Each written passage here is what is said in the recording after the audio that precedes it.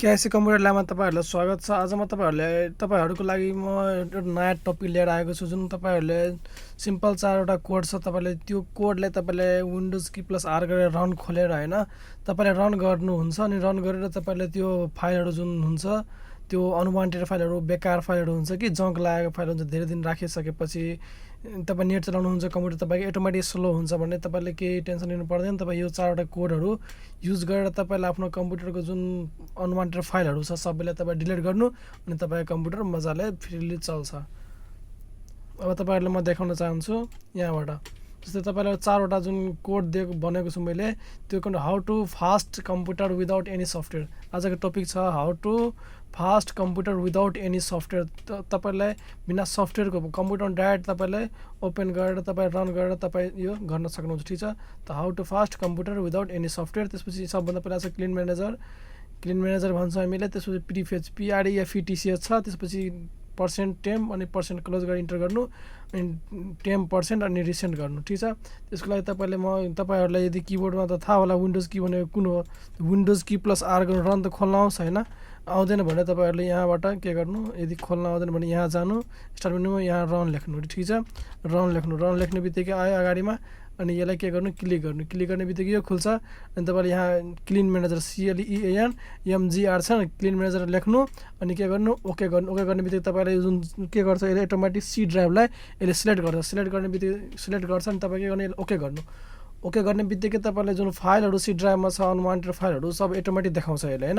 अनि तपाईँलाई यसको नेटको फाइलहरू, जङ्क फाइलहरू, अनि त्यो रिसाइकल विन्डोको फाइलहरूले सबै देखाउँछ। यसले क्यालकुलेसन गर्छ होइन, क्यालकुलेसन गरेर तपाईँले देखाउँछ, अनि तपाईँले डिलिट गरिदिनु। ठिक छ, त्यसपछि विन्डोज की फेरि आर गर्नु होइन। त्यसपछि चाहिँ यहाँ तपाईँलाई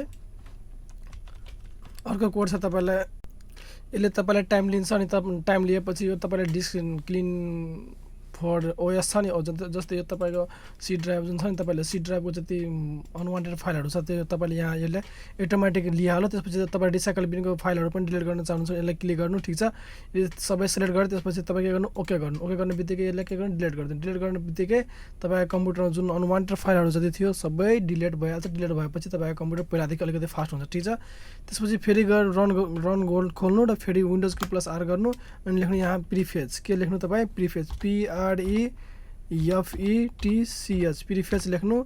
प्रिफेच लेखेपछि ओके गर्ने बित्तिकै यहाँ हेर्नु, तपाईँले यो कन्टिन्यू माग्छ, अनि के गर्नु, कन्टिन्यू गर्ने बित्तिकै तपाईँलाई यहाँ हेर्नु फेरि अनवान्टेड जति 98 छ नि, जस्तो तपाईँलाई यदि डिलिट गर्नुभएको छ भने तपाईँको 100वटा 1000वटा पनि हुनसक्छ। के गर्नु, तपाईँले कन्ट्रोल A गरेर अल सेलेक्ट गर्नु। यो कुनै पनि फाइल काम लागेको छैन, यो जस्तै यो रेडी बुट छ, यस्तो भाइरसहरू आइरहेछ कि सिस्टममा भित्रै C ड्राइभमा, तपाईँ के गर्नु, राइट क्लिक गरेर कन्ट्रोल A गरेर अल सेलेक्ट गर्नु, अनि तपाईँ डिलिट डाइरेक्ट गर्नु। यसको कुनै काम छैन, यो डिलिट भएपछि तपाईँको फाइल कुनै पनि मिसिङ हुँदैन, केही पनि त्यस्तो प्रब्लम आउँदैन। अनि डिलिट गर्नु एउटा पनि छैन। अब यो कम्प्युटर पहिलादेखि अलिक फास्ट भयो। ठिक छ, विन्डोज की प्लस फेरि आर गर्नु, अनि त्यसपछि के छ, %temp। त यहाँ सबभन्दा पहिला % लिनु, सिफ्ट थिचेर अनि 5लाई थिच्नु, % आउँछ, अनि %temp अनि मुनि आउँछ, र आफैले लेख्नु, %temp गर्नु। ठिक छ, त्यसपछि के गर्नु, ओके गर्ने बित्तिकै तपाईँले यहाँ फेरि अनवान्टेड फाइलहरू 32वटा छ। म यो कम्प्युटर टाइम टेबल म रन गरेर यो डिलिट गर्छु, त्यही भएर कम्प्युटर अहिलेसम्म ठिक छ। त्यसपछि फेरि के गर्नु, कन्ट्रोल A गरेर अल सेलेक्ट गर्नु होइन, त्यसपछि फेरि डिलिट गर्नु सबै यो फाइलहरू कुनै काम छैन।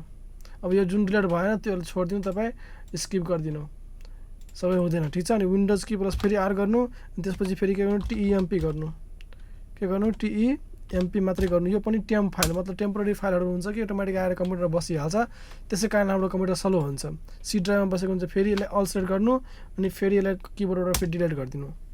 ठिक छ, जुन भएन त्यसलाई छोडिदिनु, स्किप गर्नु। त्यसपछि के छ, विन्डोज की प्लस आर गर्नु होइन, अनि रिसेन्ट RECENT रिसेन्ट छ। रिसेन्ट फाइल भनेको तपाईँलाई जुन प्रोग्रामहरू, जुन फाइलहरू तपाईँले युज गर्नुहुन्छ, जुन सफ्टवेयर धेरै युज गर्नुहुन्छ त्यो फाइल तपाईँले यहाँ देखाउँछ। तर यो के हुन्छ हेर्नु त, केबीमा सबै C ड्राइभमा गएर अनवान्टेड फाइलहरू बसिरहेछ। यसलाई पनि के गर्नु, तपाईँ कन्ट्रोल A गरेर अल सेलेक्ट गर्नु, अनि फेरि डिलिटमा गएर फेरि डिलिट गरिदिनु सबै फाइल डिलिट भयो। अब तपाईँको कम्प्युटर जुन मोडमा पहिला जति थियो, जस्तो फास्ट थियो त्योभन्दा अलिकति के हुन्छ, फास्ट हुन्छ। किनकि यो जुन मैले यो तपाईँहरूलाई मैले जुन फाइल देखाएँ नि, यो 5वटा तरिका देखाएँ नि यो क्लिन म्यानेजर प्रिफेच टेम्प अनि टेम्प पर्सेन्ट यो कोडले तपाईँको कम्प्युटरको हार्ड डिस्कको भित्रको जङ्ग लागेको फाइलहरू अनवान्टेड फाइलहरूले के गर्छ डिलिट गर्ने बित्तिकै कम्प्युटर हाम्रो अलिकति पहिलादेखि स्लो हुन्छ अनि त्यसलाई के गर्छ यसले फास्ट गर्ने गर्छ। थ्याङ्क यू हेरिदिनु भएमा। यदि तपाईँलाई यो हेल्प गऱ्यो भने तपाईँ साथीहरूलाई भन्नु अनि सेयर गर्नु। Thank you.